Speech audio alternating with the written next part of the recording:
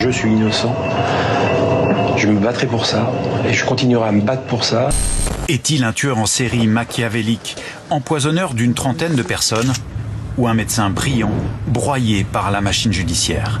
Frédéric Péchier, 53 ans, s'apprête à clamer son innocence, comme il le fait depuis 8 ans.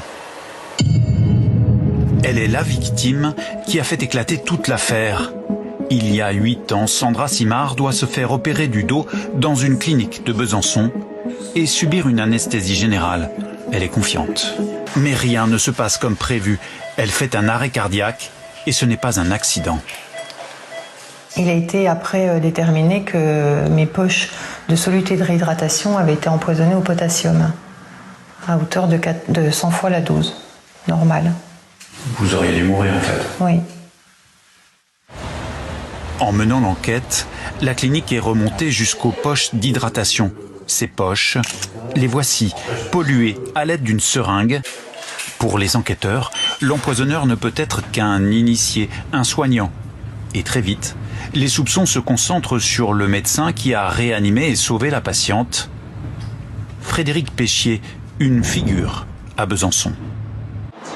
Les policiers reprennent un à un les incidents opératoires survenus à Besançon depuis 2008. Résultat, 30 empoisonnements supposés, dont 12 mortels.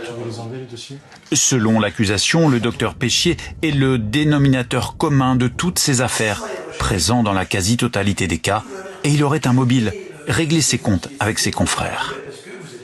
Dès que le docteur Péchier a maille à partir avec des chirurgiens ou avec des collègues anesthésistes, ces anesthésistes, alors qu'ils n'ont jamais eu de problème dans leur carrière, subissent des incidents cardiaques graves sur leurs patients.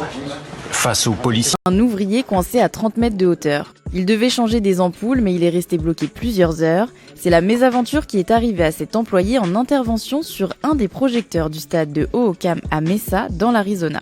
En changeant une ampoule sur cette plateforme à 30 mètres de hauteur, l'ouvrier s'est blessé à la tête. Rien de grave, mais il ne se sentait pas de redescendre seul par l'échelle. Il a dû attendre là que les secours viennent le chercher. Les pompiers ont mis 2 heures au total pour lui faire regagner la terre ferme.